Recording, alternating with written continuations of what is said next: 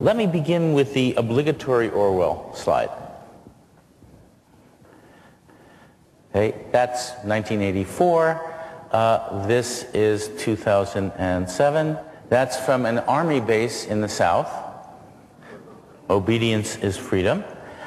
This is from someone running for president. You know, Rudy Giuliani. Freedom is about authority. Now, the point that Nick was making is a powerful one. Framing and use of metaphor is necessary to say what you believe.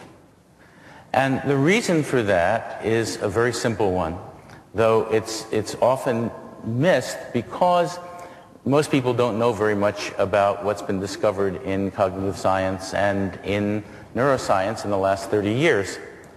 The basic finding is this. Surprise, you think with your brain, and most thought is unconscious below the level of consciousness, about 98%. And that is a remarkable, important fact. Now, Orwell, in trying to deal with issues of doublethink and newspeak and so on, came out with the essay we're talking about today, Politics in the English Language. And what he was saying there was something that isn't true, I'm sad to say. That is, he said that the problem was bad habits of foolish thought, inaccurate, slovenly, dull, pretentious, ungraceful, meaningless language, that he called the decay of language. He said this led to political propaganda and its effects. And to cure it, you just had to let the meaning choose the word. And, you know, he never read the modern propagandists who write so very well, the David Brookses and Peggy Noonans of the world. And this view is actually a naive and dangerous view because it comes from the Enlightenment. And it's a fallacy.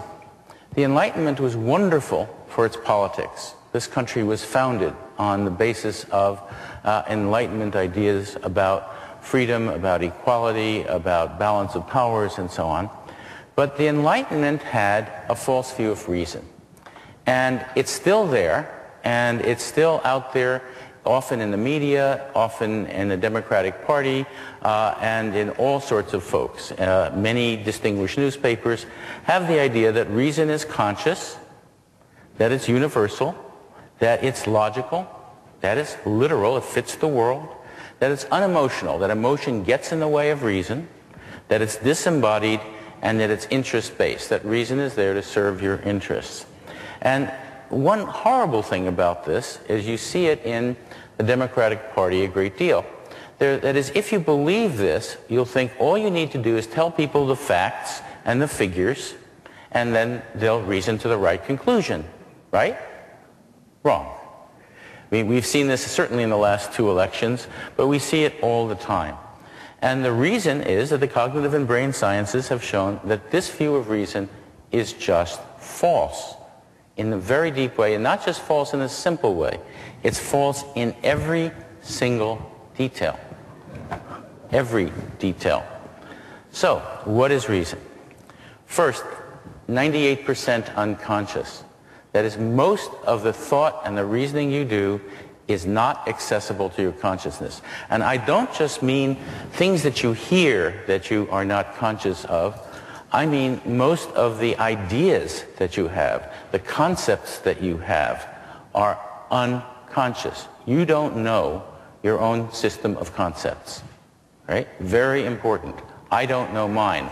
We're studying it, trying to figure it out. We've made a lot of progress in it, but it's still hard to figure it out. Understanding what your system of concepts is hard. Secondly, reason requires emotion, and emotion is not always conscious. One of the things you'll hear from Drew Weston is emotion can be unconscious. This has really been studied dramatically, most dramatically, by Antonio Damasio, the country's perhaps leading neuroscientist, in a book called Descartes' Error. And what Antonio pointed out was this. He studied people who had brain damage, strokes, accidents, where they lost their ability to feel. They lost their ability to feel emotions. And it turned out they could not be rational. Why? Think about this. Suppose you are trying to figure out, you have a purpose, and you're trying to figure out what your purposes are. Well, if you don't know if you're going to be happy or sad if that happens, what are you going to do? How do you reason? If you don't know if other people are going to be angry at you or happy with you, what are you going to do? You can't reason. And that is the truth. Reason, rationality, requires, absolutely requires emotion, and the pathways have begun to be figured out in great detail that shows in the brain how this works. Now, the next part of this is that we have different worldviews. We don't all think the same. It turns out that movement conservatives and strong progressives do not see the world in the same way. Surprise.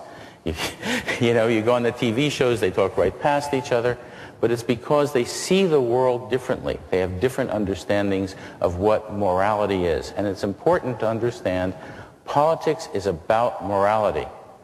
Every politician who proposes some policy does it because he says it's right. Nobody gets up there and says, I've got a bad policy for you. It's evil. It's wrong. Here's what I propose. Right? Nobody does this. It's about morality.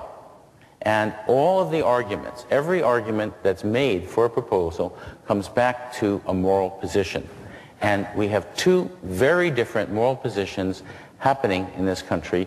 And one of the most important findings we have is that just about every one of us has versions of both of them in our heads. And the reason that we can have this is a little fact about the brain. It's called mutual inhibition. That is, you can have two structures in the brain where each neurally inhibits the other. If this is active, it'll inactivate that. If this is active, it'll inactivate that. And then they can be about different subject matters. Some people can be progressive in one area, conservative in another area, and might not ever know that they're switching back and forth. And they might call themselves conservative and be progressive in 5 different areas, or call themselves liberals and be conservatives in 3 or 4 different areas. That happens, and as a result, there is no left to right line. When people say there's a middle, it's not there. There is no ideology of the middle. Think for a minute about 2 people called moderates, Chuck Hagel and Joe Lieberman. Right? They agree on nothing. Yeah? Hegel, a conservative who's against the war, Lieberman, a liberal who's for the war. Right? They're both moderates. There is no ideology of the middle. You have people who have both progressive and conservative views who have all sorts of combinations, and some people are almost all one and some people are almost all the other. But it is not the case that you have the left to right view, and that's important for the Democratic Party. Democrats tend to think that if you move to the right, you'll get more votes. The Republicans understand that they don't have to move to the left to get more votes. They understand this fact. The Democrats need to learn it. Very, very important part of this. Another one is that you always think using frames. Every word is defined with respect to a frame, like bottle. Okay? What is a bottle? It's a container like this. You can put liquid in, drink it out. I can hold it like this. It's made of a certain number of things. That's all you know about bottle. If I say he picked up the bottle, you understand it because you understand that frame. Every single word. If I say a word, it activates a frame. So, for example, when I teach this, what I do is I tell my students, I give them a problem. And the problem is this. Ready? Don't think of an elephant. Whatever you do, do not think of an elephant. Right? The word elephant is going to activate that frame and that image, even if you negate it. The first thing you need to know is if you negate or even question a word that has a frame associated with it, you're going to activate that frame. So if somebody gives you a conservative frame and you're a liberal and you use their words, you'll be activating their frame and their worldview. Crucial. Now, why does this matter? Here are some more examples of this. Here are examples of the Democrats' arguments for troop withdrawal. It doesn't serve our interests. War was illegitimate based on false information. It's unwinnable, right? Each one uses the other side's frame. It says, this is about our interests.